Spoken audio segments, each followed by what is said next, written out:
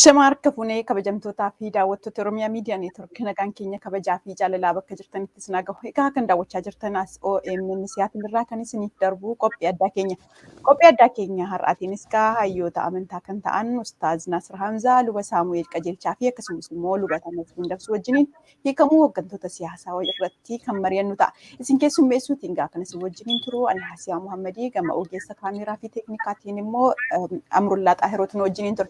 Egaa haga dhuma sagantaa keenyaatiin wajjin turaan affeerraa keenya keessummoota keenya har'aa kan taatanii Ustaaz Nasir Hamzaa, Luba Saamu'eelii fi akkasumas immoo Luba Tamasgeen waamicha keenya kabajanii as mariin wajjiniin taasisuuf hooggantoota siyaasaa keenya hiikamuutiin gammachuu isinitti dhagahame akkasumas immoo ergaa hawaasa keenyaaf dabarsuudhaaf nu argamuu keessaniif guddaa isin galateeffataa baga nagaan dhuftan anaa dhufuun isiniin jedha.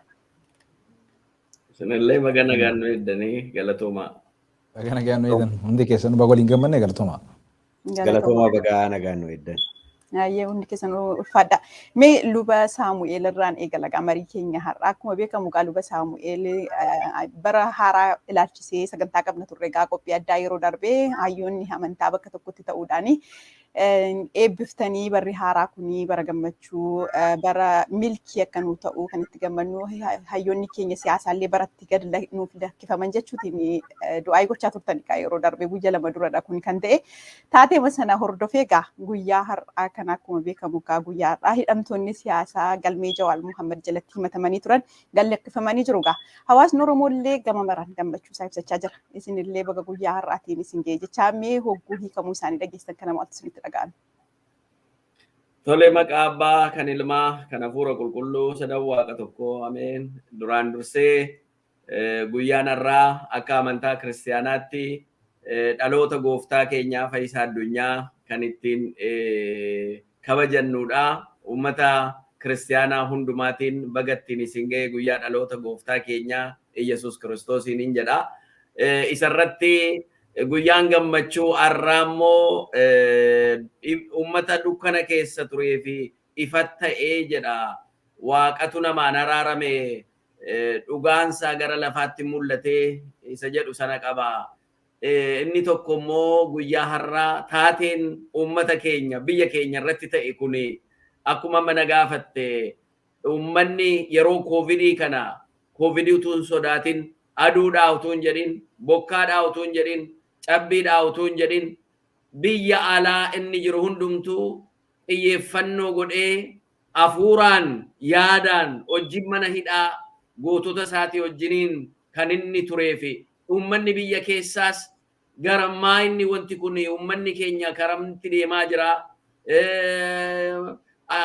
Hayyoonni keenyaa fi akka qaroo ija isaatti uummanni kan inni ilaallatu gootonni isaa garam deemaa jiru jedhee burjaaja'ee amma danda'ame ilkaan ciniinnatee uummanni keenya carraa argame hundumaan hidhamtoonni siyaasaa biyya keessatti hidhamuu malle hidhamanii akka hiikamanuuf tokko ta'ee sagalee waliin dhaggeeffachisiisaa ture. Inni ciminaan uummanni keenya dhaabbatee falmate addunyaatti falmate hidhamtoota isaatiif guyyaa har'aa akka kanaan hidhamtoota isaa kabajaan fudhatee manatti galuunsaa hidhamtoonni kun hiikamuun isaanii dhugaa rabbiitiif waaqaaf galanni haa ga'u gammachuu guddaa nutti humee jira. Inni kun durumaanuu ta'uu hin qabu ture. Ammas immoo nu hiikamanii gammannee jirra. Waaqaaf galanna ta'u jirrillee guyyoota dheeraadhaaf mana hidhaa sana keessa ta'anii maatii isaanii addaan ba'anii uummata isaanii irraa addaan ba'anii mana hidhaa sana keessa turan manni hidhaan sun banamee har'a ba'anu biyya keessatti illee ilaalaa jirra. Uummanni burraaqee gammachuusaa akka inni itti ibsaa jiru. Anillee akkuma kana gammachuu guddaatu natti dhaga'ame. Waaqaaf galanni haa ga'u asiyaa akkuma jedhame hawwii keenyaaf kadhannaa keenya akka amantiilee Oromoo illee addunyaatti eega jirri hidhamanii kaasne hundumti keenya ala walitti dhufnus ala kobaattis jiraaf kadhachuurraa guyyaa tokkollee dhaabbisnee hin beennu. Waaqaaf galanni haa ta'u jarri hidhamanii nu ba'an jiru. Achi keessatti immoo kan hafan hin jiru. Egaa al tokkicha inuma nuu deebi'a gaaffiin uummanni Oromoo gaafatu inuma deebi'a jennee abdannaa isaa kana hiikamuu isaaniitti gammachuu guddaan natti dhaga'ame. Guddaa galatooma. Mee Ustaaz Naasir Hamzaallee akkuma kana mee isinittoo maaltu isinitti dhaga'ame? Akkuma beekamu gaa biyya keessaaf gara biyya alaatii hawaasni Oromoo marti erga Jawaar faa hidhamanii ji'a 18 guutuu sagalee ta'uufiitiin akkuma kanas hiriira bahuutiinis haa ta'uu wantoota garaagaraatiin sagalee ta'aafii ture. Gaa akkana dhiphina akkasii keessa cinqii akkasii keessa boo'icha akkasii keessa utuu jiruuti gaa hawaasni keenya guyyaa har'aa hidhamtoonni siyaasaa galmee Jawaar jalatti hidhamanii jiran yookiin immoo himatamanii jiran hundi gad lakkifamanii jiru. Hawaasni Oromoo illee maqaa gama garaagaraatiin Finfinnee handhuura Oromiyaa dabalatee Dirree Dawaa keessatti akkasumas addunyaa guutuu irratti gammachuu isaa ibsachaa jira. Isinoo maaltu isinitti dhaga'ame gaafa kana dhageessan? Alhamdulillah, thumma alhamdulillah, wassalatu wassalamu ala rasulillah wa ala alihi wa man walah. Wa ba'da, assalamu alaikum wa rahmatullahi wa barakatuh. Hordoftoonni OMN kan fagoo fi dhihoo jirtan hundinuu bakka jirtan irraa warri nu daawwachaa jirtan hundi keessanuu duraan dursee baga Rabbiin subhaanahu wa ta'aalaa gammachuu tanaan osoo lubbuudhaan jirru nu gammachiise. Miirri keessa turre miira gammachuutii fi miira mixed emotion ture, miira gammachuutii fi miira gaddaa ture. Guddaan lubbuudhaan jiraannee guyyaa kana arguun keenya gammachuu guddaadha. Akkasuma gaa namoota hedduutu nurraa kufe, hedduutu nurraa wareegame, hedduutu nurraa dhabame, hedduutu nurraa bakka buuteen isaa dhabne, ammallee kumaantamaatu hidhaa keessatti hafe, hayyoota beenuu fi hayyoota hin beene hedduutu hafe. Saniifuu mixed emotion kan hin joobsanii fi miira lama kan gammachuutii fi kan gaddaa osuma gammachuunis jirtu keessaan immoo gaddilleen ture. Osoo silaa gammachuun keenya kanaa ol natti tola, osoo hayyoonni keenya, qabsaa'onni keenya, goototni keenya hundinuu bakka takkaa silaa gamtaan nuuf bahanii gammachuu kiyya kanaa oliiti. Garuu Rabbiin subhaanahu wa ta'aalaa la in shakartum la aziidannakum wa la in kafartum min adhaabi la shadiid jee. Qananii tiyya taniin isinitti qananiisee isin badhaase xiqqoollee taatu yoo isin galata irratti naaf galchitan guddoo dabaleetiin isinii kannaa jira Rabbiin subhaanahu wa ta'aalaa. Ulaagaa godhe. Xiqqoo qabdan irratti na galatoonfadhaa. Guddoollee ni argattanii jira Rabbi subhaanahu wa ta'aalaa. Taqamnu hamdiin Rabbii galanni kan Rabbiiti. Taahii gareetiif illee abdiin keenya Rabbuma. Akkuma kaleessa manhidhaa keessatti isaan eege eegumsa bareedaa saniin nuuf baase Rabbiin haa galatoomu. Itti aansuudhaan immoo qaamni arra mootummaarra jiru kun hundinuu kan balaaleffannuu miti, hundinuu kan jibbinuu miti, hundinuu kan argaa dhageettisaa jibbinuu miti. Qaamuma kana keessa kan keessi isaa rakkoon uummata keenyaa, gaafiin uummata keenyaa, wantoonni uummata keenyaa isa yaachisu ni jira jedheetiin abdii qaba. So qaamnummaan arra isaan baase kun ummata keenya ka hafeellee akka baasu hadaraa asumaan dhaammachaa Rabbiin ummata keenya hunda hidharraa nu baasu. Gammachuun gaa gammachuu guddoo nu dhaggeeffame. Akkaan itti ibsullee hin beeku haqiqatan. Maaliif dhugumatti guyyaan kun akka nama muslimatti dachaa gammachuu lamaati. Gammachuu dachaa lama nutti taate. Tokko Jum'aadha guyyaan kun guyyaa horteen Aadam. Aadam mataan isaatu abbaan keenya inni addunyaa tanatti dhufe, addunyuma tanattu khalaqame. Rabbiin subhaanahu wa ta'aalaa isa uume guyyaan kun. Guyyaa ammaas Rabbiin subhaanahu wa ta'aalaa isumalleehu garagartee jiruu gara addunyaa tanatti illee gad isa buuse. Guyyaan kun ayyaana torbaanii kan muslimtootaati. So guyyaan kun gammachuu lama dachaadhaan Rabbi subhaanahu wa ta'aalaa nu badhaase. Hayyootni keenya, hidhamtoonni keenya, mallattoon diddaa gabrummaadha. Akkasumatti qabsaa'onni keenya hidharraa bahuun gammachuu guddaadha. Rabbiidhaaf galata galchaagaa bifa Rabbiin jaalatuun sirnaan, kabajaadhaan, safuudhaan mirgaa fi bitaa keenya eeggachaa galata Rabbiidhaaf subhaanahu wa ta'aalaa akkuma kaleessa yeroo gaddaa nu afeertanii gadda keenya uummatatti ibsachaa turre, uummata keenya tasgabbeessaa turre, yeroo gammachuu kanallee OMN dura buutanii gammachuu hawaasa dhaggeeffame nutti dhaggeeffame kana har'a ka hidharraa bahe kun Jawaarii fi Baqqaa Garbaa osoo hin taane uummata Oromootu hidharraa bahe. gaafii takka murna takka gaafii Oromoon hedduu qabu keessa gaafii hayyoota hundallee ta'uu baattu gaafii cinaan takka nuuf deebitee jirti. Kana booda gaawwan jiru inshallah bal'inaan haasofna inshallah. Mee luba Tamasgan egaa akkuma beekamu wareegamuu Hacaaluu hordofeetu gaa Jawaar fa'aa kan mana hidhaatti ugguraman egaa hogguu sanaa kumaatamaan kan lakkaa'aman egaa hayyoota siyaasaa dabalatee kan hidhaman Oromoonni hedduutu hidhame. Egaa akkuma beekamu gaa hawaasni Oromoo guutuu addunyaarra jiru ciisee rafee hin beeku, cinaacha gaariitiin ciisee hin beeku, gaddaa fi gadadoo guddaa keessa ture hawaasni Oromoo waggoottan darban kana keessatti hiraarsa hedduu guddaa keessa ture. Isaan keessaa kan sagalee ta'aa fi ture hayyoota siyaasaa akka keessanii fa'aa kana gama danda'uun namni martuu sagalee ta'aa fi ture. Egaa guyyaa har'aa gaa hidhamtoonni siyaasaa kan achitti hafaniyyuu galmee Jawaar Mohaammed jalatti kan himataman galmeeffamanii jiru. Hawaasni Oromoo gaa gammachuu isaa ibsachaa jira. Isinoo gaafa dhageessan maaltu isinitti dhaga'ame? Miirri keessan akkam ture? Galatoomi baay'ee fayyaataa OMN carraa kana nuu laattanii haala amma jiru kanarratti yaada keenya akka ibsinuuf waan nu affeertaniif galatoomaan jedha.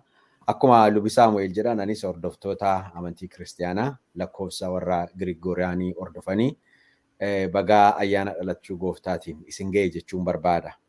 Egaa hiikamuu obboloota keenyaa ilaalchisee walumaa galatti akka kontekstii waggaa 3 darbee keessatti ilaaluun nu barbaachisa natti fakkaata. Akka kootti waggaan 3 darbanii in the modern history of Oromo baay'ee bara rakkisaadha. Namoota hedduun kan itti qaqqaalii ta'an lubbuu isaanii itti dhabame. Dararaan kana hin jedhamne uummata Oromoo irratti kan itti ga'eedha. Waggootuma 50 darban kana keessatti waggaa 3 kana qobaatti fuune yennaa ilaalle wanti waggoota 3 darban kana keessatti uummata Oromoo irra ga'e waan waggoota 50 darban keessatti uummata Oromoo irra ga'e natti hin fakkaatu. So kontekstii yookaanis qabiyyee sana keessatti yennaa ilaalle gochaan kun gochaa gaariidha, gochaa jalqabaati. Jalqabumaa kaaseeyyuu kan ta'uu hin turre hin ta'as jennee kan nuyi hin yaadneedha. Na yaadadha Hacaaluun wareegamee yeroo jalqabaatiif hiriira naannoo keenya Saan Firaansiskoo kanatti yeroo baanu miira keessa galle hundumti keenya. Iddoo sanatti deebinee hin argamne jennee hin yaadne. Saan Firaansiskoo Nancy Pelosi ofiisii fuuldura federaal ofiisiidha. We never thought we go back to that place again. Jijjiiramni dargaggoota Oromootiin erga dhufee booda iddoo sanatti hin deebina. Irra deebinee Firii Baqqalaa Garbaa jennee gaaffii akkasii hin kaasna jennee hin yaadne. Maaliif jijjiiramni sun qabsoo ilmaan Oromoo qaqqaaliidhaan waan dhufee fi fuuldarri keenya kan uummata keenyaa miti sabaaf sablammooti biyya sana keessa jiran illee ifa jedhanii ifa ta'a jennee bara itti yaadnee ture. Unfortunately daandii gadhe biyyaafis warra amma aangoorra jiraniifis kan hin taane waggaa 3 sana keessatti ta'ee obboroorri keenyas gaaga'amanii mana hidhaa keessa seenan jechuudha. So guyyaa sanaa kaasee uummanni Oromoo biyya keessa jiru, biyya alaa jiru, waa'ee isaanii, waa'ee egeree Oromoodha guyyaan itti callisee hin jiru. So kana hundumaa keessatti, kontekstii kana hundumaa keessatti yennaa ilaalle, waan nama gammachiisudha, waan namatti toludha. Kan jara kana akka kootti kan adda na taasisu akka kootti lubbuudhaan jiraatanii hin bahu jennee yeroo nuyi itti sodaanni jira. Guyyaa 40 midhaan lagatanii yeroo isaan lubbuun isaanii gaaga'ame lubbuudhaan illee hin bahu jennee yeroo inni itti sodaanni jira. So carraa kanaan warra mana hidhaatii ba'an keessumaa maatii isaaniitiif isaaniifis bagaa Waaqayyo isin gargaare uummata Oromoo bal'aadhaanis baga gammaddaniin jedha. Garuu akkuma hin jedhe kontekstii waggaa 3 keessatti yennaa ilaalle this is a drop in the bucket. Wanti har'a ta'e kun wanta ta'uu hin malle akka gaaffii keenya bara dheeraati waggaa 2 darbeedha kun. Har'a exactly 2 years guyyaa har'aa kan manni maree amantiilee idilee addunyaa har'a feesbuukiin miimoorii fida natti agarsiisa. Exactly this day. Hidhamtoonni siyaasaa akka biyya sana keessa jiran hundumtuu akka isaanii qaban. Mariin waliigalaa akka inni ta'u. Daandiin lolaa biyya sana keessatti barbaachisaa akka hin taane waggaa 50 yaalamee kan kufe akka ta'e dubbannee waggaa 2 darbe keessatti wanta ta'e hundumti keenya argineerra. So gammachuun keenya gammachuun nutti dhaga'ameera. Maatii isaaniitiinis isaaniinis baga gammaddan baga maatii keessaniin dabaltanii uummata Oromootiinis baga gammaddaniin jedha. Qabsoon keenya garuu daandii fagoorra jira. Kana natti dhaga'ame jechuu yaada. Galatoomaa. Mee Luba Saamu'eel akkuma beekamu siyaasa qabsoo Oromootiin kan hidhaman kumaatamootadha. Manni hidhaa guutee hawaasni keenya mana barnootaatti yeroo itti hidhamaa turetu jira. Kun hundi Oromootumaan guute malee nama kan biraatiin miti. Kan mana hidhaatti baafamanii ajjeefamanii kan achi buuteen isaanii dhabamee faana isaanii barbaannee kan dhabne immoo hedduudha. Hidhamtoonni siyaasaa WBO kan ABO fi kanneen Oromummaa fi hidhaman kitiloota sana keessaa kan har'a gad lakkifaman muraasa qofadha. Mee kan har'a gad lakkifaman muraasa qofa harkatti qabannee dhichiifnee sirbinee gammannamoo kan hafaniifoo maaltu ta'uu qaba? Akkasumas immoo kan du'anii kan nu biraa hafan kufanii nu biraa hafaniifoo maaltu ta'uu qaba? Gumaan isaanii kan du'e akkamiin deebi'uu qaba? Maaltu ta'uu qaba jettu?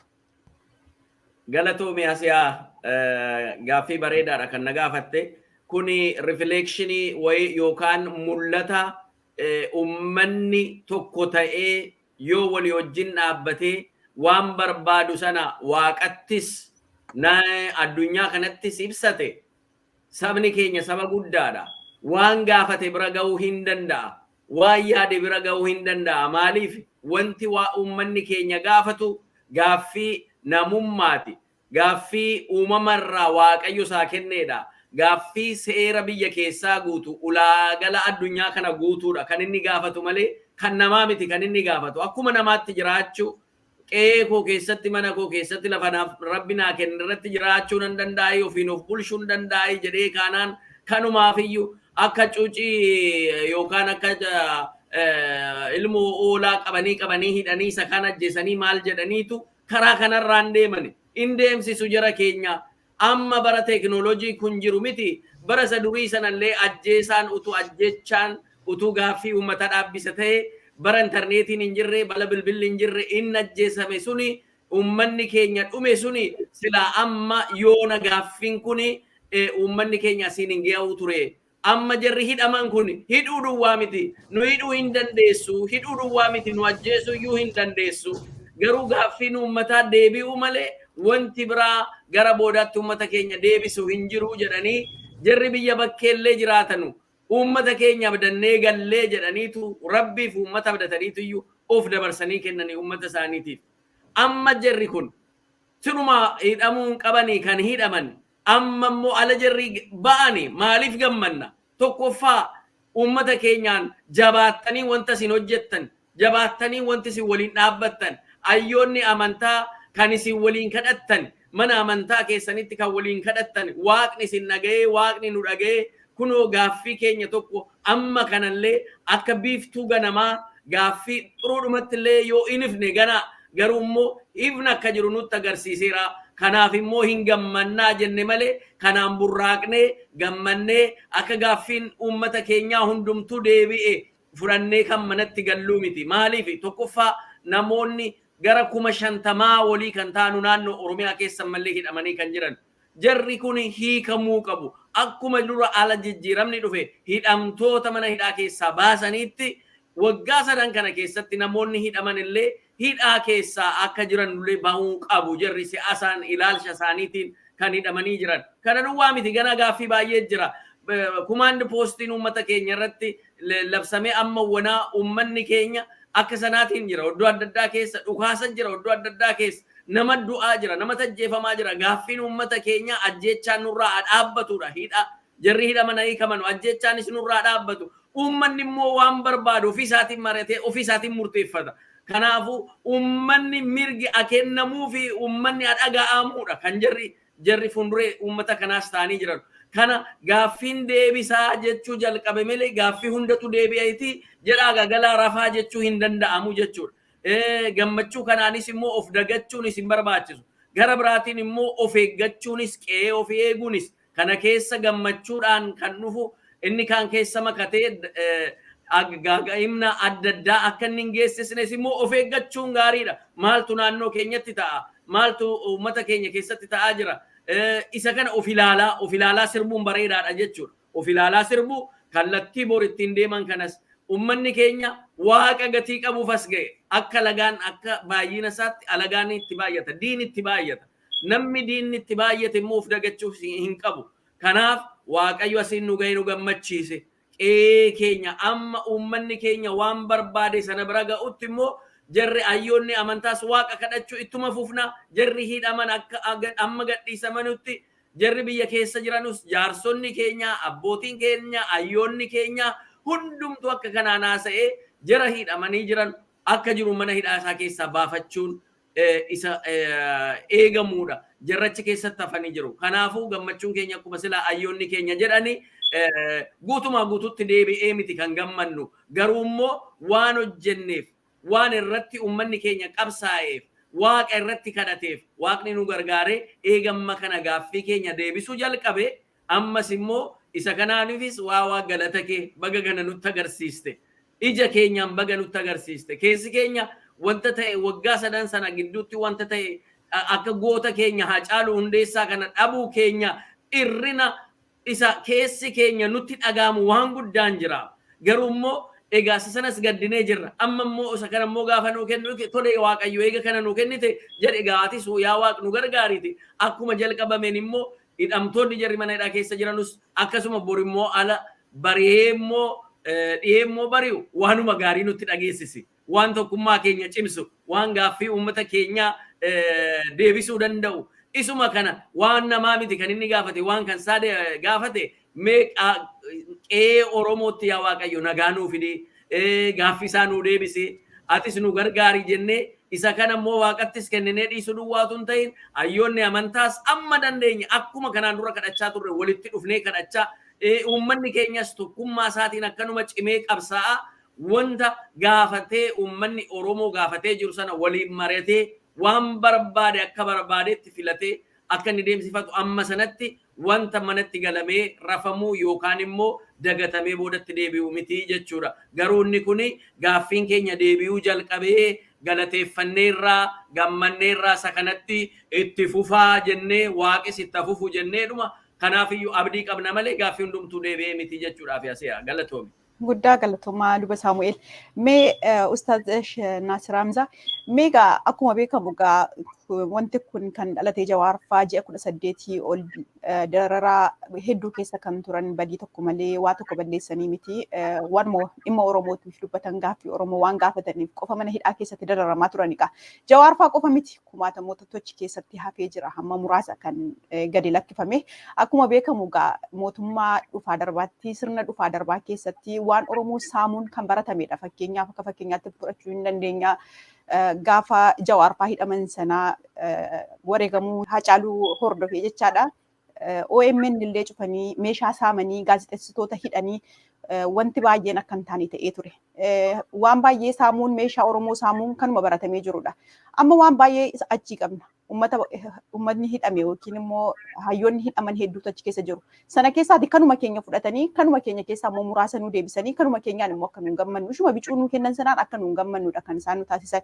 Mee kanatti akkamittiin ilaaltu? Kan achitti hafee hammana ta'eetu jiruuti achi keessatti wanta jiru kana keessatti uummanni Oromoo isa harkaa qabu kana har'a jabeeffatee isa fuuldura jiru keessattis immoo deebisee akka hin hidhamne gochuu keessatti akkasumas immoo qe'ee isaa eeggachuu keessatti wallaggi dirooniitiin tumamaa jira haga ammaatti kan qe'ee fi qabeenya isaanii irraa buqqaan illee hedduutu jira.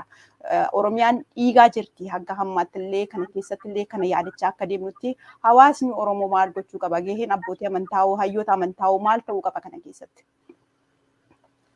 بسم الله الحمد لله والصلاة والسلام على رسول الله وعلى آله وموالاه قالتهم في جما جبا كان نقافتشو كيتيف قافين كونيغا قافي يرو أمتنا كيستي أمة أورمو هنداف قافي تهي أرقمي جرو وان كان بفلمت تلالو دندين دوران دوسي هوغنتوتا سياسة جيناتو كو قلقساني جيناتو كو إيسون مالي فرباچي سي وان جو كان Oromoon beekuu qaba. Kuni ajandaa diinni yeroo yerootti uummata Oromoo addaan qooduudhaaf walitti gaarrisiisuudhaaf, wal jibbisiisuudhaaf, walitti dulsiisuudhaaf, jidduma keenyatti walitti nu buusuudhaaf ajandaa yeroo yeroodhaan nuuf darbamu jechuudha.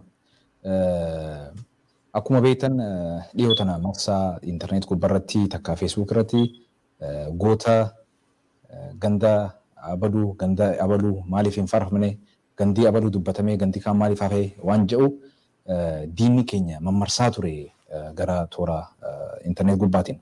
Waan san TV hatta diinaa irratti illee komii uummata keenya irratti dhiheessaa turan namoota gartee hayyootaa fi gootota adda addaa faarsuu irratti. Laala hunnoo komiin goota garii faarsanii goota garii dhiisan jechuudhaan diinni ajandaa san cimsee uummata Oromoo jidduutti qoodamiinsa uumuudhaaf itti fayyadamuu barbaadee ture. Haa ta'u garuu hayyootni waan kana gartee fagootti ilaalan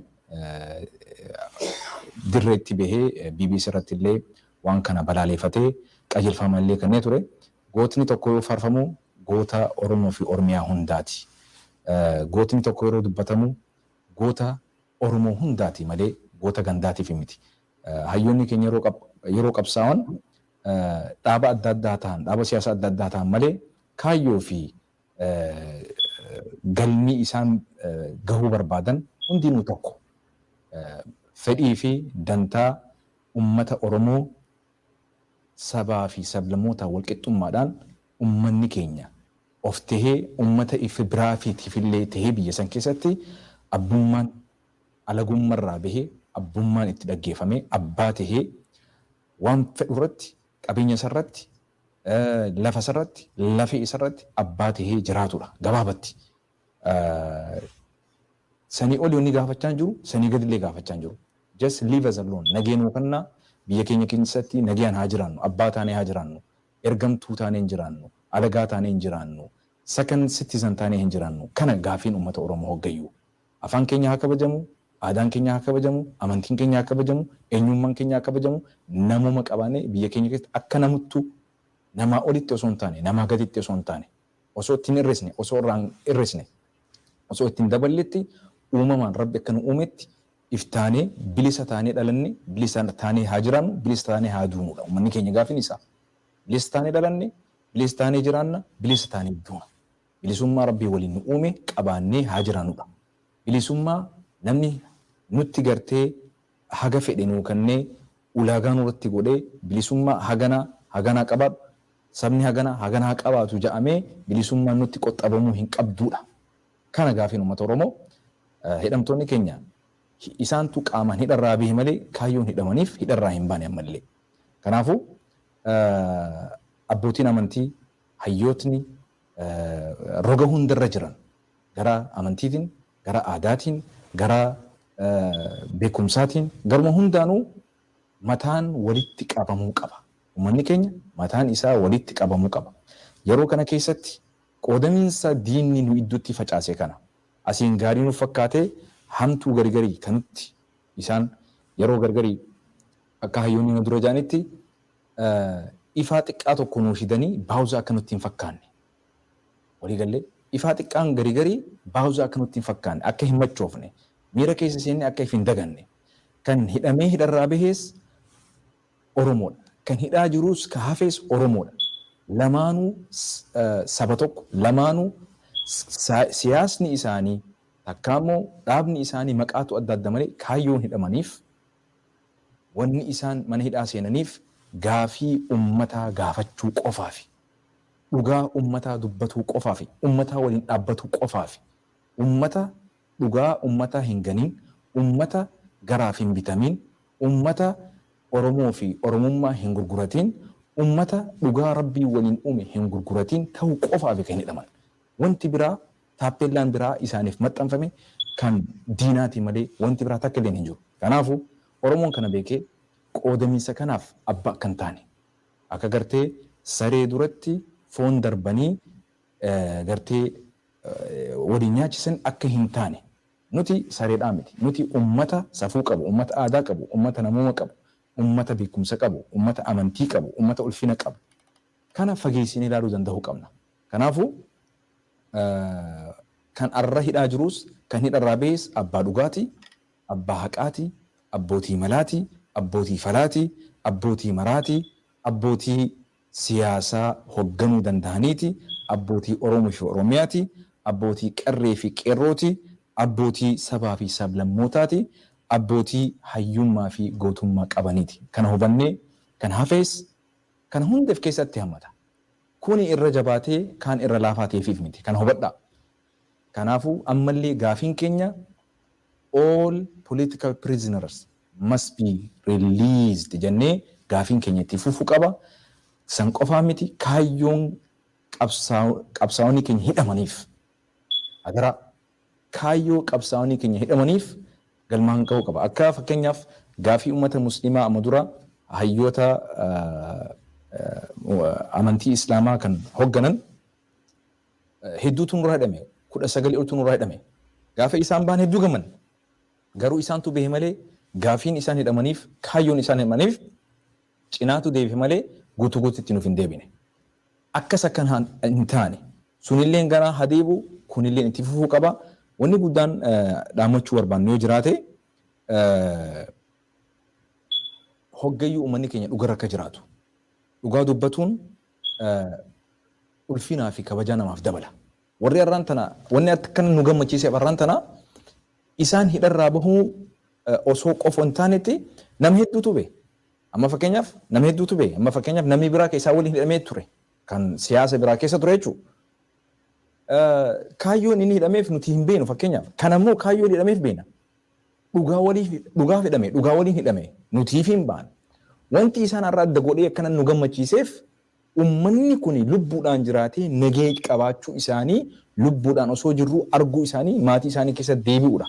Gaafiin keenya deebi'eef hin gammanne. Gaafii kumaantamirraa gaafii tokkootu nu deebi'e saniif gammanne tokko. Garuu namni yoo dhugaa qabaate nama sa'a maatii fi waatii hatta diinni illee ni rifata. Amma haguma nuti gammannee kana diinni hedduu rifate biyya keessa. Hedduu rifate.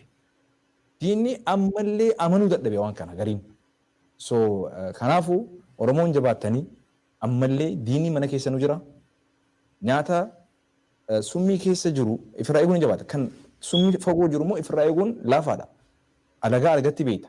Kan qaama si keessa jiru kasi fakkaatee kaleessa irraa barannee wanni guddaan dhammachuu barbaadu yoo jiraate ammallee borullee dhugaa waan qabnuuf ni mohanna. Garuu immoo cimina keenyaa fi dadhabina keenya addaan baafannee bakka kanatti guri guraa uffadhuun argeeffadhu akka obboleessatti taasoo jira akka beekatte osoo hin taane ciminaa fi dadhabina keenya addaan baafannee ammas namoonni sirna kana keessa jiran kan diina keenya ta'anii fi kan diina keenya hin taanes akka jiranis hubannee dhugaa jirtu irratti abbootiin amantii hayyootni xiqqaa fi guddaan roga hunda keessa kan jiran mataa walitti qabannee waloodhaan tokkummaadhaan qabsoo teenya tana biyya sanillee ijaaruu dandeenya mootummaa kanallee hallayyaa inni keessatti deemaa jiru ka inni hin beene ka isatti mul'ataa hin jirre booka qofa itti fakkaate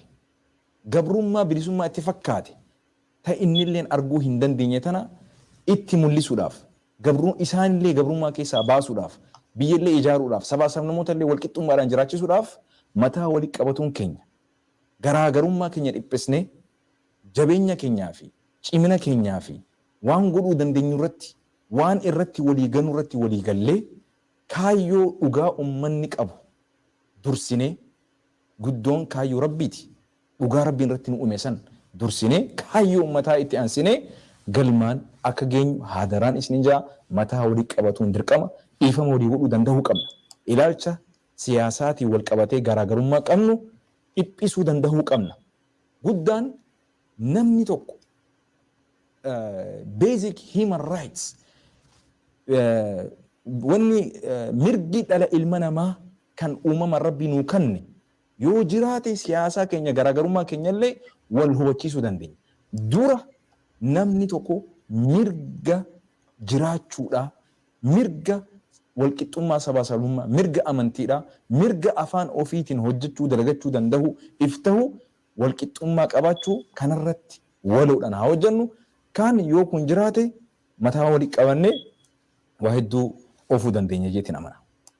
Galatooma Ustaaz. Mee gara luba Tamasgeenitti darba. Luba Tamasgeen mee qabsoo keenya boqonnaatti aanuu keessatti mee nageenyi hooggantoota siyaasaa hiikaman kanaa maal ta'uu qaba? Mee akkamiin utubamuu qabu, gargaaramuu qabu, deeggaramuu qabu, kanneen mana hidhaatti hafaniif maaltu ta'uu qaba? Galatoomi, ani gara kootiin waa gurguddaa sadiitu natti mul'ata. Keessumaa kallattiidhaan warra amma mana hidhaati bahe kana ilaalchisee gaheen uummata Oromoo waa tokkodha. Nageenya isaanii mirkaneessuu, security isaanii jechuudha. Fayyina isaanii mirkaneessuu, health, security and health. Obboloonni keenya kuni hawaasaa fi magaalaa kaleessaa namoonni daandii irratti bahanii Hacaaluu Mootawaal Jawaar Mo'ee Qarraw uummata jedhe keessa kan isaan irra jiraachaa jiran. Bineensa gidduudha kan isaan jiran. Anytime balaa isaanirraan ga'uudhaaf qaama hidhatee jiru isa gidduudha kan isaan jiran. Waggoota darban caalaa har'a akka kootti vulnerabilidha. Kanaaf dargaggoon Oromoo, qeerroon Oromoo warra amma mana hidhaatii ba'e kana ilaalchise itti gaafatamummaan isaa inni guddaan waa lama kana. Nageenya isaanii, security, fayyaa isaanii, health isa eegsisuudha. Dhaamsi koo akka abbaa amantiitti kan inni uummata Oromootiif dabarsu isa kanadha. Harka uummata Oromoo keessa jira inni kun tokkoffaadha. Lammaffaani mootummaan kun yookaanis namoonni mootummaa kana keessa jiraatan dhuguma gaaffii uummata Oromoo deebisuudhaaf hin fedhu taanaani hatattamaan haal duree tokko malee warri mana hidhaa keessa jiran hundumti isaanii hiikamutu irra jiraata. Kuni wanta xiqqoo mootummaan kun gochuu danda'udha. Given what has happened waggoota 3 keessatti akkuma sila jedhee gidiraaf darara uummanni Oromoo waggaa 3 keessa darbe keessaa wajjin inni hidhamtoota siyaasaa mana hidhaa keessa jiran hiikuuni wanta xinnoo mootummaan kun gochuu danda'udha. If they are serious, dhuguma gaaffii uummata Oromoo hin deebisneedha. Qeerroon Oromoo, magaalonni Oromoo, manneetiin barnootaa Oromoo har'a mana hidhaati. Bakki seenaa Oromoodhaa mana hidhaati. Galmee Kumsaa Morodaadhaa yeroo itti mana hidhaa keessatti akka mana hidhaatti itti fayyadamee jira. Manneetii barnootaa dabalatee jechuudha. Kanaafi isaanii hundumaa hiikuudha. Wanta qecee uummataaf kennu miti kun. Nama tokko, nama lama. Inni lammaffaan isa kanadha. Inni sadaffaan hatattamaan dhuguma nageenyi biyya sana keessatti akka inni bu'u haala siyaasa biyya sana jiru hiikuudhaaf murannoo qabu yennaa ta'ani har'as gaaffii tokko malee hatattamaani waraana biyya keessa jiru komaandi poostii bakka adda addaatti dhaabamee jiru kana waraana kana kaampii gashuutu irra jiraata. Uummata Oromoo irratti waggoota 3 darbanii fi waraanni qilleensaaf lafaan irratti bobba'ee dargaggoosaa addabaabaayii irratti ajjeesaa ture. Manneetii isaa har'a manneetii qotee bulaadha. Midhaan isaatii wajjin gubachaa jira. Dargaggeessi Oromoo akka hin taanetti du'aa jira bakkee keessatti. Lafa qe'ee abbaa isaa keessatti. Waraana kana gochaa jiru naannoo adda addaati uummata kana irratti bobba'ee jiru. Hatattamaan isaaniin lafa Oromoo keessaa baasuutu irra jira. If they are serious, gaaffii uummata Oromoo deebisuudhaaf serious yennaa ta'an kana gochuutu irra jira. Inni sadaffaan waraanni sun guutumaan guututti deebi'uutu irra jiraata. Warra mana hidhaa keessa silumayyuu nagaa fudhatee siyaasa kana keessatti engage godha.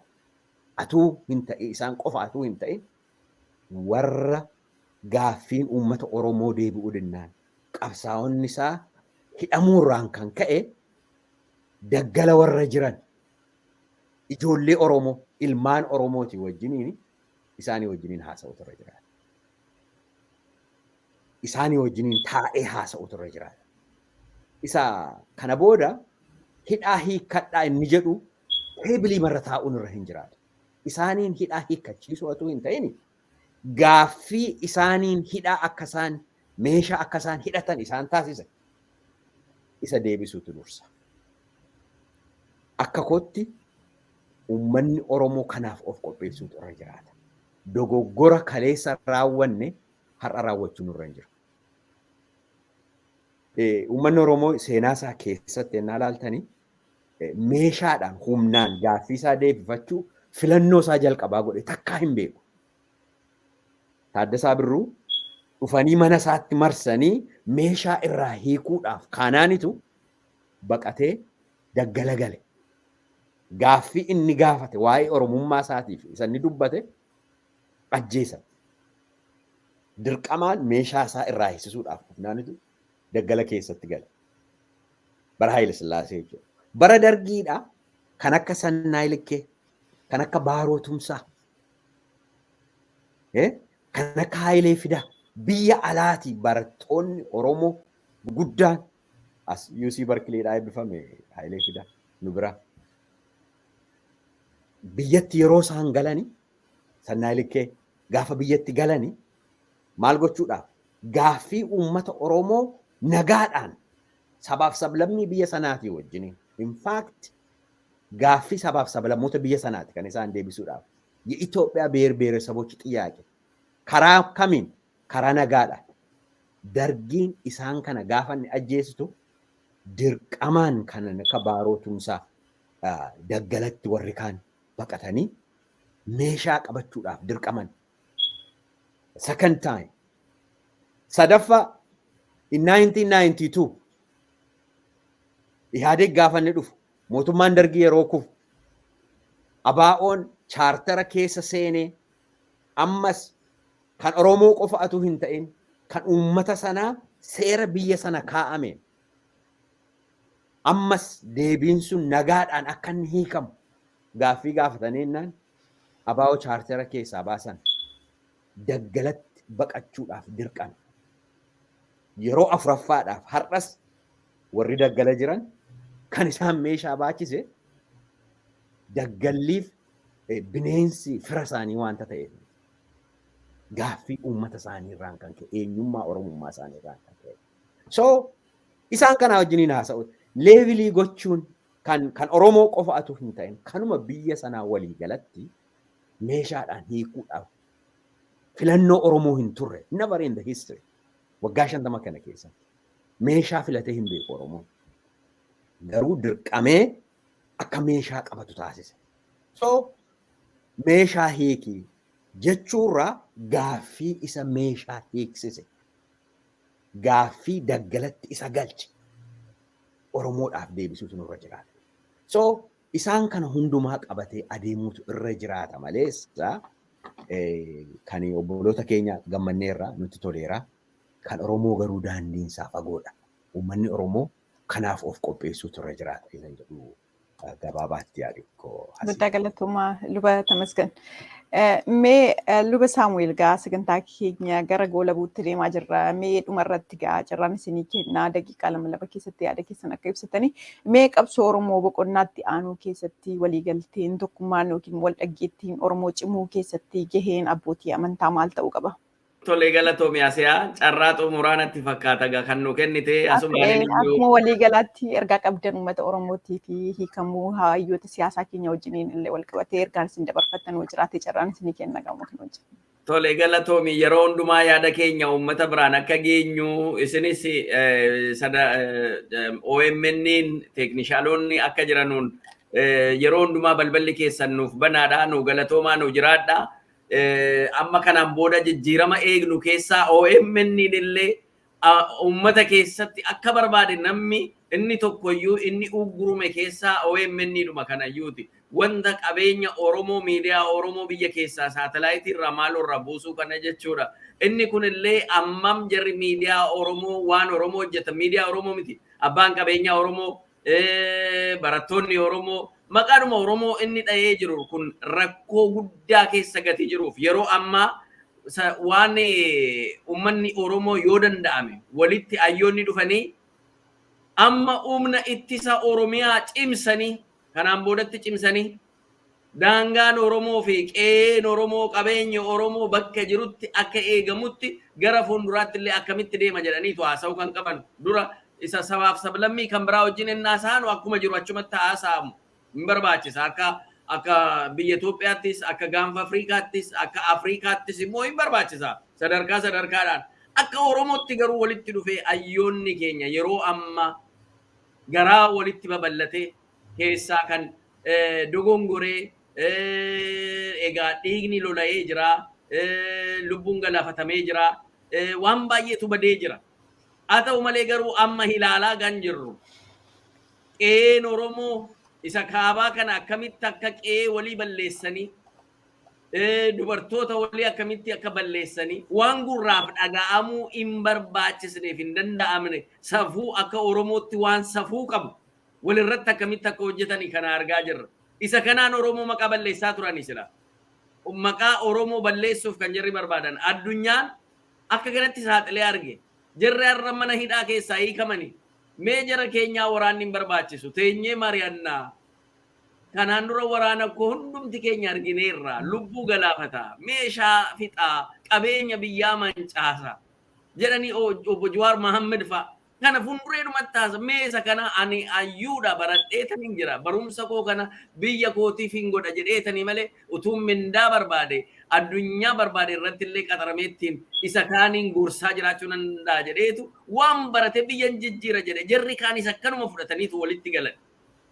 Indidde biyyattiin maaloo jennaan kadhannaan nuyi abbootiin amantaa waraanan barbaachisu edaraawtu jennu walitti dhufnee iyyinu kunooti allayyaatti gadi bu'anii biyyattii gaa kunoo kana keessatti galshan.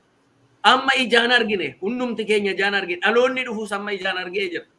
Kanaaf immoo Waaqayyo keessumaa qe'ee keenya amma danda'ametti hundumtuu abbaani kan qe'ee isaa eeggachuun mirga isaati. Qe'ee Oromoo ayyoonni Oromoo abbaan qabeenyaa Oromoo maanguddoonni Oromoo dubartoonni Oromoo qeerroo qarreen dargaggoon Oromoo arrallee akka jarri mana ayyoota isaanii marsanii gammachuu duwwaa fi sirbuudhaaf miti kan deeqan eeguudhaafis dhaqani.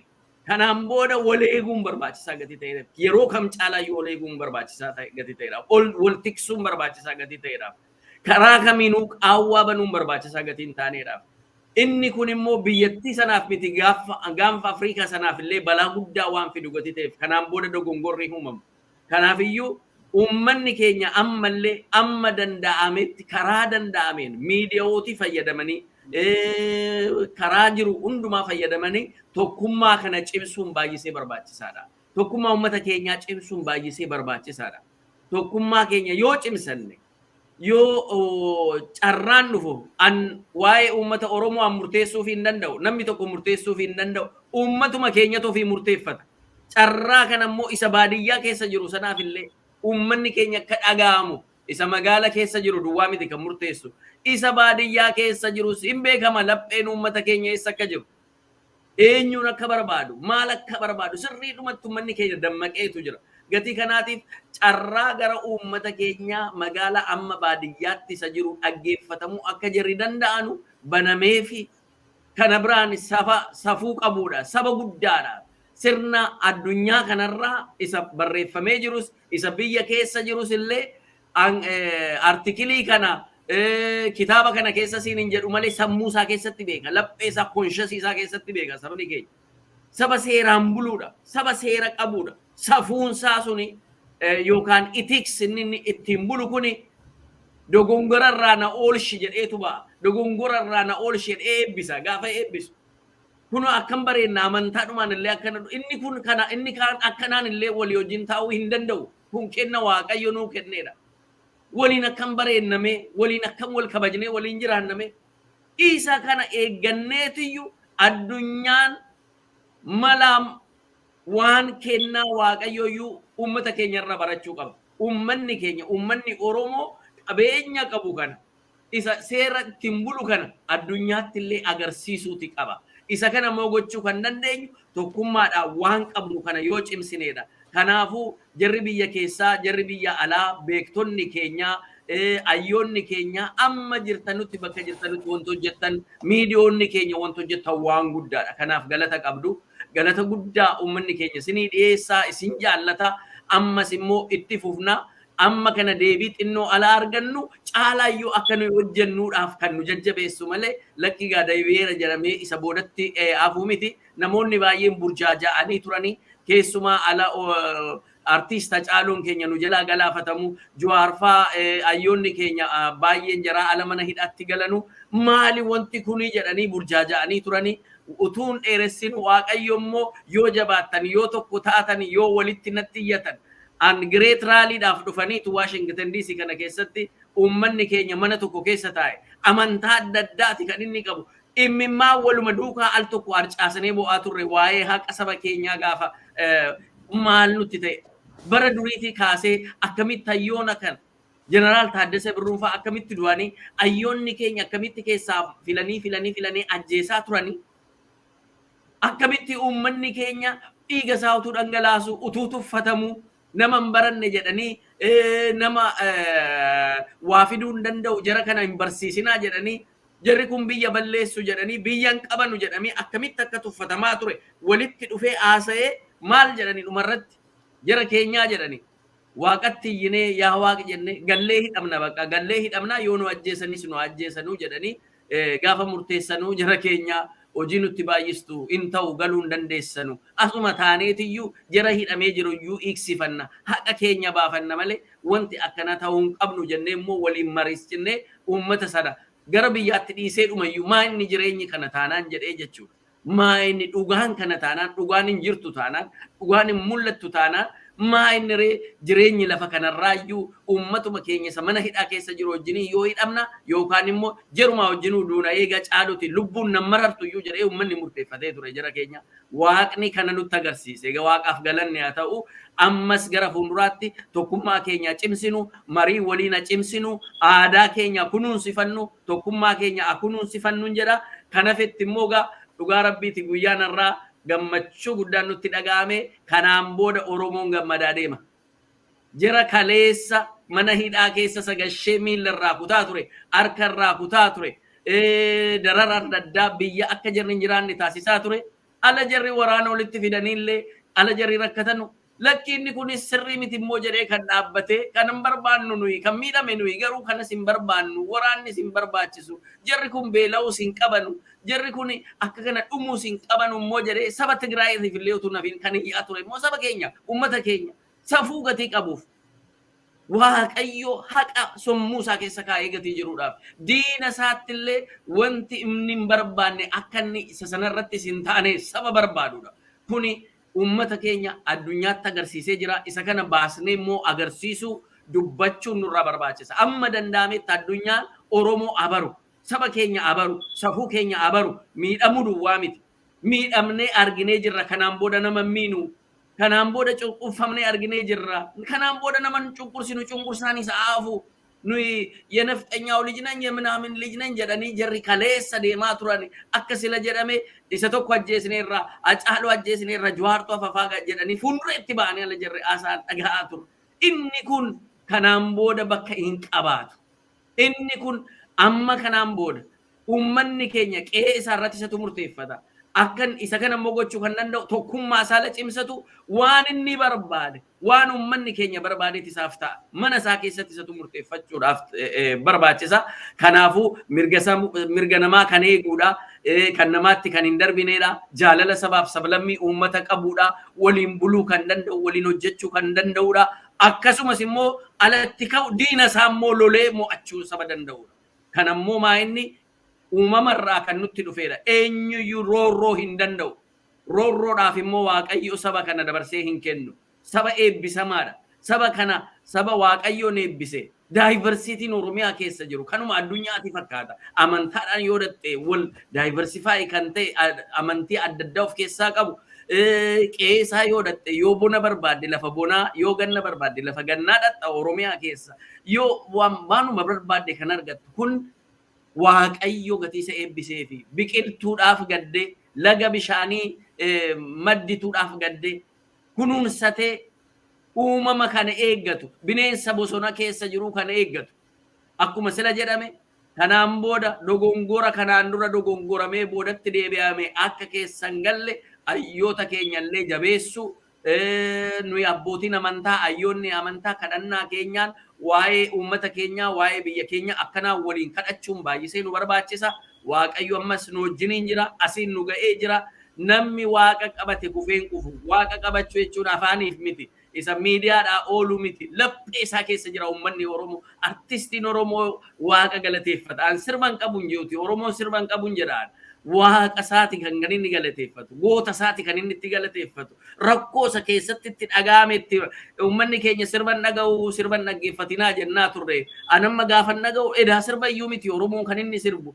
Meeshaadhuma muuziqaa gatii fayyadamuuf malee roorroosaa gootasaa waan itti ta'ee waan keessa darbe sana kan haasa'aa himachaa deemu artii sanaan bareechee himachaa deemu. Har'a guyyaarraa akkuma argitan bulloo maa hidhamee innoo hiikamee marmaamuu tolaa jedheetu uummanni keenya eenyuuf akka ta'e maaliif akka sirbame beeka fardaaf miti kan inni sirbu akkamitti akka inni yaada isaa sana dabarfatu beekama. Isa kana uummanni keenya mala kana qabate artii kanallee wal jabeessu artii keenyallee miidiyaa keenyallee wal jabeessu wal bira dhaabbatanii inni waan maqaan Oromootti tokko ordoo tokko dhaame kanuma kooti jennee bira dhaabbachuu qabna. Qaawwaa tokko diinaaf banuu hin qabnu jedha. Kanammoo waaqni nu gargaaru. Waaqayyo waan guddaa nutti agarsiiseera. Galanni isaaf haa ta'u. Qe'ee keenya waaqayyotu gaachana ta'ee nu tikse. Dhugaa rabbiitiif gaachana ta'e. Waaqatu nurraa eege. Maal jara keenya badaa jirraa utuu jennu. Waaqayyo immoo saba garraamii saba dhugaa gate ta'eef keenyarra nurraa isa kana abiddachi gadi nurratti roobuudhaaf akkana jedhe nurraa waaqayyo akkana deebise. Galanni isaaf haa ta'u. Waaqa kan galateeffannu kanaaf. Ammas immoo nu badii namaaf hin hawwinu. Waraana namaaf hin hawwinu. Ajjeessaa namaaf hin hawwinu. Garuu immoo diinni keenya waaqayyo achumatti nuufa tasgabbeessu achumatti nuufa qabu. Egaa ala lolaa immoo waaqayyo irree nuufa ta'u qaba. Ala lolaas immoo waaqayyo mo'aadha miti waaqatu mo'e.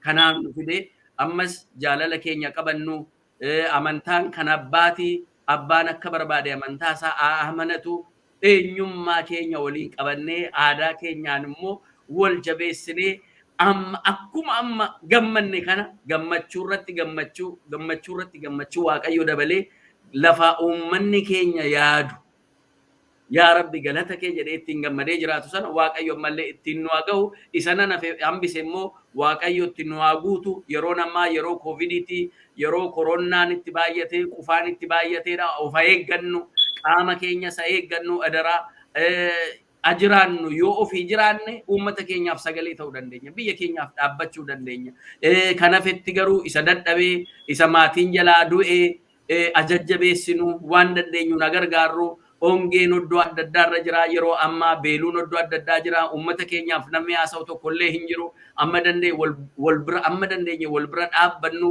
wala gargaarru isaaf immoo waaqayyonni inni nu uume saba kana eebbise nu baay'ise inni nu wajjiniin haa ta'u galanni isaaf haa ta'u galatoomaan isin hin jedhu.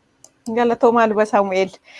Mee Ustaaz Naasir Hamzaas akkuma kana dhumarratti waan jettan yoo qabaattanii hiikamuu hayyoota siyaasaa keenya wajjin wal qabatee warra hiikaman akkamitti akka tikfachuu qabnu warra hafe akkamitti hiiksifachuu akka qabnu tokkummaa keenya waliin galteen keenya oromummaa keenya keessatti akka cimu qe'ee keenya akkamiin akka eeggachuu qabnu irratti illee akkuma walii galaatti hawaasa keenyaa fi ergaan isin qabdan akka abbootii amantaatti illee akka hayyoota amantaatti illee hayyoota amantaarraa maaltu eegama kan jedhu walumatti daqiiqaa muraasa keessatti ergaan dabarsaa.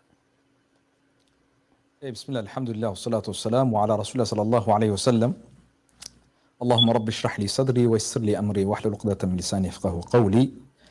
رب نجا لغا نوها دبچيسو لغا نوها قنمسيسو وان دوغو غوري دبرسني وجراتيس تن دفتوس تن دراتيفيس ربي نفارارمو ربي خلنا نجا غلني ربي تي الحمد لله ثم الحمد لله أما اللي ربي gammachuu irratti dabalee nuuf haa kennu gammachuu dhuma hin qabneen rabbii nu haa badhaasu akkasumatti fayyaa booda dhukkubni hin jirreen akkasumatti durummaa booda dhabeenyi hin jirreen takka hiyyummaan hin jirreen akkasuma beekumsa booda wallaalli hin jirreen akkasuma injifannoo boodaan quufinsaa fi camiinsi hin jirreen akkasumatti bilisummaa booda gabrummaan hin jirreen akkasumatti eega mana hidharraa hayyoonni keenya bahan kan mana hidhatti hin deebifamne rabbi nu haa godhu kan hafeedde hidharraa nuuf haa baasu.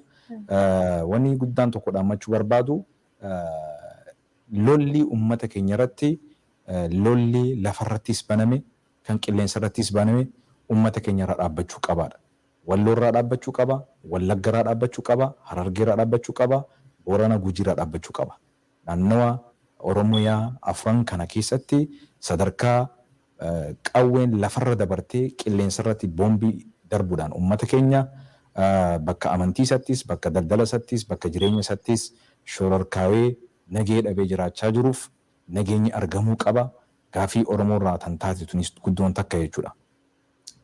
Lammaffaa uummata keenya kan biyya alagaatti biyya daasporaa Arabaa Saudi Arabiyaa keessatti hidhamee yeroo ammaa kana keessatti yoo mana hidhaa keessatti du'anillee reefka isaanii fuudhanii yeroodhaan awwaaluu dhabuudhaan reefka obboleessa keessaniif haa nyaadhaa jechuudhaan qishnaan itti godhamee lubbuun isaanii gatii dhabee mana hidhaa Saudi Arabiyaa keessatti dararamaa jiran akkasumas Yaman keessatti illee dararamaa jiran akkasumas Soomaaliyaa keessatti illee uummata keenya kan dararamaa jiru jira yeroo ammaa kana keessatti biyyoota Arabaa biyyoota ollootaa keessatti miidhaa adda addaa irratti gahaa jiruuf ammallee cimsinee akka sagalee taanu keessattuu imbaasii Saudi Arabiyaa kan biyya keessatti argamu hayyoonni abbootiin amantii xalayaatti barreessuudhaan dhaqanii qaamaan dubbisuudhaan waan kana hordofanii abbummaa itti fudhatanii keessattuu dhimma uummata Saudi Arabiyaa keessatti waan biraa dabree dhiyoo tana UN'n jabeenya osoo hin taane tokkummaa uummanni Tigraay qabu irraa kan ka'een UN'n dhimma uummata Tigraay lammii Itoophiyaadhaa kan dhalattoota Tigraay tahan mana hidhaa Suudii keessatti dararamaa jiran achirraa baafamanii yeroo isaan biyyatti illee galfamaa jiran mirgi namoomaa isaaniif kabajamuu dhabuudhaaf achirraa sarbamuudhaan hidhamuudhaan bakka buuteen isaanii dhabamuudhaan warroota akkasiitiif UN'n sagalillee ta'uu jalqabee jechuudha. Gaafii isaanii gaafachuutti jalqabee UNHCR'n dhaabni gamtaa mirga uummata namaa jechuudha. Ilma namaa. Kana kun maal agarsiisa? Uummanni xiqqaallee ta'u, uummanni wal dhagahe, uummanni wal jala deeme, uummanni hoggansa qabu akka kanniisaa mootii qabuuti jechuudha. Yoo kanniisa keessa mootiin hin jiraanne, hoggansi hin jiraanne, kanniisni damma oomishuu hin danda'u, damma fiduu hin danda'u. Kanaafuu hayyoonni nurraa hidhame kun hayyoota dirqama ofirratti fudhatee gatii qabsoo tana keessatti kafalu hunda nin kafale jedhee kana wanni dilaammaa dhabnee qabsoon teenya burjaajooyitee akkanatti rakkachaa turteef hoggansa takka immoo mataa dirqama fudhatee gatii jiruus nin baasa jedhee dhibbatti waan rakkoo isa irratti argamtuuf dirqama ofirra fudhatee itti gaafatamummaa fudhatee cabsee bahee ani itti gaafatamummaa kanaaf abbaadha jedhee if kanneetu dhabame. Rabbi irraa haa jaalatu, Rabbi isaan haa tiisu, hayyoonni keenya wannummaan hidhamaniif guddoon takka tana jechuudha. Kanaafuu uummanni isaan qofaa miti hayyoota hedduu qabdi Oromoo fi Oromiyaan beekaa hedduu qabdi, jeena hedduu qabdi, qabaata hedduu qabdi. Garuu if kannu as bahuu qaba. Dhalatuu osoo hin taane ni jira, dhalatee jira. Warroottan akkasii as baatanii dirqama gaafii uummataa kana gartee ifratti fudhattanii ani dabarsuudhaan qaba jettanii dirqama uummataa kana ifratti fudhachuu qabdanii ja'a. Dirqama fudhatuun sodaatuu akka hin qabne agartanii jirtan. Rabbi guyyaa si fudhate malee namni ni duutaaf si hin fudhatu, namni ni hidhamtaaf zalaalam si hidhuu hin danda'u. Rabbitu si tiisa. Garuu namni osoo jiru ulfinaan jiraatee ulfinaan du'uun Rabbi biratti illee ulfina. Namni osoo jiru immoo xiqqeenya keessa jiraatee xiqqeenya keessatti du'uun du'a lama taati. Du'a xiqqeenyaatii fi du'a akkanumatti du'uu bilaash du'uu taate jechuudha. Kanaafuu eega du'uun keenya dholamne ulfinaa hojii akka duunuuf hayyoonni keenya mataan Oromoodhaa haala amma jiru kanarratti walitti dhufee mataa walitti qabatee akkuma hayyoonni nu dura dubbachaa turan yoo mataan gartee walitti qabame miillilleen ajajamuu danda'a jechuudha. Yoo mataan keenya walitti hin qabamne, yoo mataan keenya waliif hin galle, hayyoonni keenya waliif hin galle, miilaan bakka takka illee deemnee gahuu hin dandeenyu jechuudha. Akkuma kanniisni damma oomishuu hin dandeenyetti mootii takka malee, hoggansa takka malee namni faca'ata. Wanni kaleessaas itti komatamaa turres itti xarrafamaa turres kana.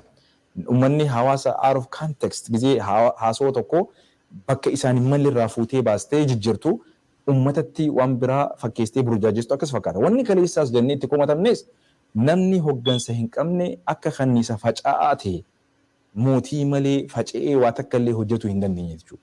Kanaafuu dirqama fudhachuun sodaa takka malee beekumsa qabnutti qabsoo uummata Oromoo rakkoo uummata Oromoo xiinxalanii rakkoo kana tarsiimuudhaan uummata haala yeroodhaan waliin waan baasu irratti hojjechuun galmaan gahuudhaaf dirqama ta'a jedheetiin amana. Ammallee irra deebisee jechuu baatu mataan yoo walitti hin qabamin millinis walitti hin qabamu ja'a Oromoon gizeenii fi dubbatu. Kanaafuu hayyuun cabsee bahee saba kanaaf itti gaafatamummaa fudhatee of kennee hawaasa kanaaf hojjechuu qabu ni jira. Uummata kanatti dabalamee uummata kanaa waliin waloodhaan tokkummaadhaan gatii nu kafalchiisu hundaaf qophaa'ee if kennee yoo hojjenne galma guddaa gahuu dandeenya. Ammas wanni dhaamuu barbaannu mootummaa kanaaf kan kaleessaas dubbachaa turre kanuma. Wantoota barruudhaanis kitaabarraayis seenarraayis barannutu jira. Biyyi takka humnaan hin ijaaramtu. Akkuma hayyuun keenya Jawaarilleen jeetti humniti yoo daangaa keenya tiifachuu taate biyya keenya guututti tiifachuu taate diinarraa yoo taate malee saba ofirratti ummata ofii keessatti ummata ofii humnaan jiraachisuun hin danda'amu. Gaafa aangoo sanirraa baatee kuftee lafatti gad deebitu ummata katti waan deebitu waan ta'eef jecha ummata boruu keessatti gad deebitu ummata keessaa baate ummata irraa dhalatti nyaachaa ajjeesaa dhabamsiisaa biyya kana jiraachisuu niinuma hin dandeenye. Umriitee lola keessaa hin baane keessa seentaa jechuudha. Kanaafuu akkuma hayyoonni jedhatti akkuma kitaabni illee jedhutti biyyi mariidhaan diigamte walitti deebisuun nama dhibu. Biyyi takka tan lolaan waraanaan diigamte immoo walitti deebisuun hedduu ulfaata hedduu nama dhiba. Kanaafuu national dialogiin kan nama hunda of keessatti hammatu warra si jibbuu fi si jaalatu. Warri si jibbu maaliif si jibba? Warri si jaalatu maaliif si jaalata? Kana beekanii gad ta'anii ajandaa ofii qopheessan osoo hin taanetti ajandaa gamtaa gaafii uummata irratti gaafii sabaa sablammoota irratti hundaa'ee hundallee deebifamuu baatu.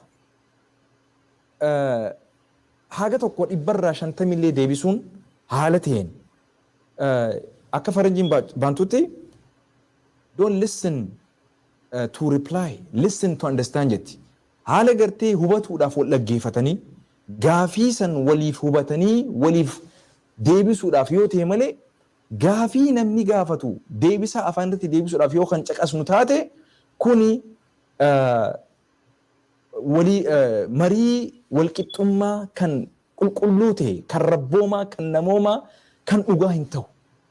Dhugaan akkuma kaleessa obboleettiin teenya atleetiin Daraartuu Tulluu haa ulfaattu. Dhugaa rabbiin jaalatu rabbiin isiif haa kennu. Dhugumatti yeroo gargarii nuti atleetii ce'umsa qofa isaan dinqisiifanna malee uummanni kun akkuma cahuu beekutti illee dubbillee beeka. Hayyuudha. Hedduu gaafiin isiin kaaste gaafii uummataati. Gaafii hayyuuti. Gaafii beekaati. Gaafii sheekiiti. Gaafii qeesiiti. Gaafii abbaa gadaati. Gaafii qarree fi qeerrooti. Gaafii sabaa sablammootaati illeedha. Gaafii addunyaati illeedha. Warri kaleessa jijjiirama fide eessa jiran yoo isaan teebila irraan dhufne yoo isaan gamtaadhaan ta'anii jara kana dhiifama gaafatanii gaafiin isaanii maali rakkinni isaanii maali jijjiirama kana isaantu kalee itti abbaa isaantu fide jijjiirama kanaaf kaleessa nuti abbaa haa taanu hin jenne obbolummaa dursanii nama kana kaleessamee dandeettii inni waan qabu qabaa dhiifama godhanii fi aangootti fidan garuu san kabajatti fudhachuu dhiisee obbolummatti fudhachuu dhiisee diinumatti fudhatee uummata kana kalee balleessuudhaaf yaalii godhe jechuudha. Kanaafuu sanitti hin deebinu amma yoonii fi biyya keessatti ammallee nagee ofuu barbaadan ikoonoomii biyyaa deebisuu barbaadan nagee biyyaa deebisuu barbaadan gaafiin sabaa sablammootaa keessattuu gaafiin uummata keenyaa haga danda'ameen deebifamuudhaaf yaalii godhuun dirqamaan ja'a.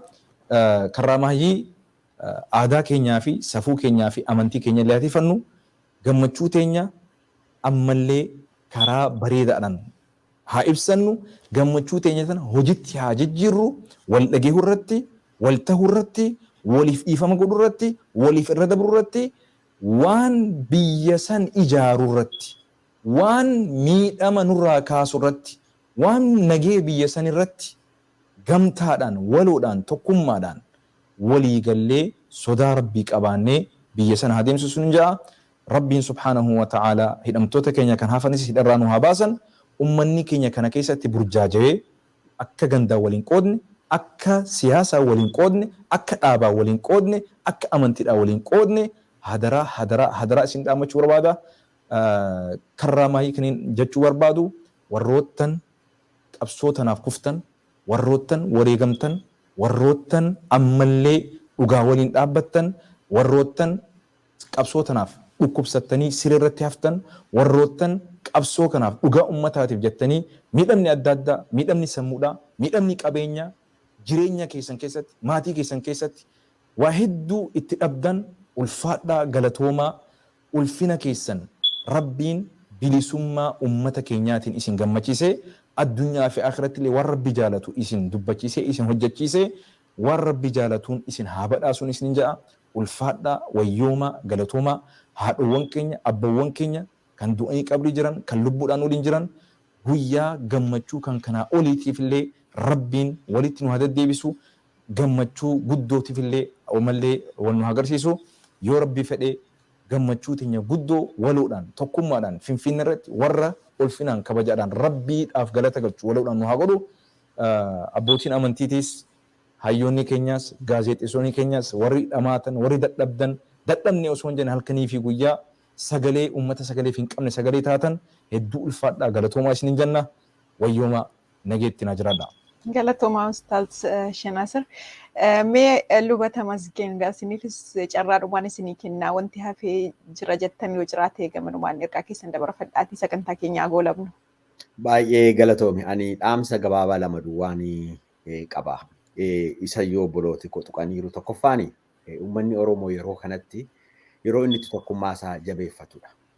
Waggaa 3 keessatti qaamaaf qabeenya uummata Oromoo irratti hayyuudhaa fi beekaa Oromoo hidhamuu ajjeefamuu irratti dabalame daameejii guddaan uummata Oromoo irratti raawwatame inni tokko yoo jiraate addaan qoodiinsa uummata Oromoo gidduutti uumamedha. Waggaa 3 kana keessatti wanti ta'e inni guddaan. Mootummoota darban keessatti akka adeemsa siyaasaatti wanti kun hojiirra haa oolu malee public policy ta'e mana mootummaatti publicly dhoksaa tokko malee hooggantoonni siyaasaa atoo hin hafin from the top Oromoo naannoo kanaa Oromoo naannoo sanaa jedhanii qarree qeerroo akkasii qeerroo akkanaa jedhanii addaan baatee guddaa uummata Oromoo gidduutti uumaniiru waggoota 3 darban kana keessatti. Kana hundumaa baateeti gaa waggoota 3 darbaniif uummanni Oromoo qabsoo kan inni adeemsifamaa ture. So amma sana keessaa bahee tokkummaa isaa jabeeffachuutu irra jiraata. Oromoo naannoo kana Oromoo naannoo sanaa Oromoo amantii akkasii waan taaneef otoo hin ta'in Oromummaa keenyaaf balaan kun hundumtuu kan inni nurra ga'aa jiru. Kan nuyi jiraannu mirgi keenya kabajamee biyya sana keessatti Oromummaa keenya giddu galeessa godhannee tokkummaa keenya yeroo nuyi itti jabeeffannu. So Oromoo bal'aadhaaf kan hin dabarsu inni guddaan isa kana tokkummaa keenya yeroo kam caalaatti amma jabeeffachuu wal cina dhaabachuu nurra jira qabsoon nu fuuldura jiru guddaa isa tokko. Inni lammaffaa dogoggora kaleessaa irraa baruutu nurra jiraata. Dogoggora kaleessaa har'as irra deebi'uu nurra jiraata. Waggaa 3 irraa yeroo Kaffayaaloo fa'aa mana hidhaatii hiikanii Profeesar Maraaraa Baqqalee Garbaa kana mana hidhaatii hiikaniitu araara goonee fi mana hidhaatii hiikne jedhan. Mirat sinnaa iqirtaa adirgan ከእስር ቤት አስፈታን ነው jedhan. Lafa dhiinneetu sirbine yeroo sana. That was a huge mistake. Eenyutu eenyuuf araara godha. Kaffayaaloo isa qaama guutuu fudhatee qaamni isaa hir'atee mana hidhaatii baheetu isaaniif dhiifama godhamoo isa qaama hir'ate mana hidhaatii ga'e. Akka Kaasahuun Camadaafaa mana hidhaa keessatti du'uutu irra ture. Isaaniinis warra bakkeedhaa jirus biyyatti galchine yeroo jedhanii lafaa kaanii harka lafaa dhoofu. No. Kan biyyatti isaan gashe qarroof qarreen Oromoodhaa meeshaa fuuldura dhaabbattee du'uudhaan aarsaadhaanitu aarsaa ilmaan Oromootiin isaaniin iyyuu uummata Oromootti kan dabale silaa nuti. Isaan nuuf kennanii atuu hin ta'in uummanni Oromoo mirga sana erni godhee. Dogoggoraanitu harka dhoofnee lafa dhoofnee harka dhoofnee isaan galateeffannee. Dogoggorri sun har'a deegamuu irra jiraatu. Warri hiikaman kun har'a giiftii miti kan inni kenname. Muddamanii mootummaa biyya alaatiif biyya keessaati. Biyyattiin atuusaa arganii uummanni miliyoona 100 badiisatti yeroo inni adeemaa jiru. That is the last resort. Influensii biyya alaati. So akka kennaatti ilaallee lafa dhiituun nurra hin jiraatu. Dogoggora kaleessaa har'as irra deebi'ee raawwachuun nurra hin jiraatu. Dogoggora kaleessaa har'as deebi'uun nurra hin jiraatu. Collectively kana booda dhimma Oromoo ilaalchisee gara kamitti uummanni Oromoo adeemuun irra jiraata isa jedhu irratti hayyoonni Oromoo, beektonni Oromoo, siyaasaan, ilaalchaan, adeemsaan atuu addaan hin bahin naashinaal intarastii Oromoo kan giddu galeessa godhate ejjennoo walii wajjiniin kaa'achuudhaan collective decisionii daandiidhaaf kallattii uummata Oromootiin agarsiisuu irra jiraata. Qaamni muraasi, gareen muraasi kan geggeessu atuu hin ta'in collectively ta'utu irra jiraata. Kana keessatti gaheen abbootii amantiidhaa guddaadha. Abbootiin amantii qaama kana walitti fiduudha. Warra walitti bu'e walitti araarsuudha. Warra garaan isaanii addaan bahe walitti fiduudhaan ijoollee ilmaan tokkooti, abbaa tokkooti, warri daggala jiranis, warri mana hidhaa jiranis, warri biyya alaa jiranis, keessa jiranis. Isaan kana hundumaa tokkummaadhaan walitti finnee Oromoof daandiin baasu isa kam kan jedhu lafa kaa'annee gara fuulduraatti adeemuudhaaf qophaa'utu irra jiraata. Uummanni Oromoo uummata tiraamaa keessa darbedha waggaa 3 darbe kana. Uummata tiraamaa keessa darbedha. Haati mucaasee kunoo Amaanu'eeliin bakkeetti addabaabaayii keessatti yeroo inni ajjeefamu isheen yeroo inni kuftu hundumti keenya ilaalaa baane.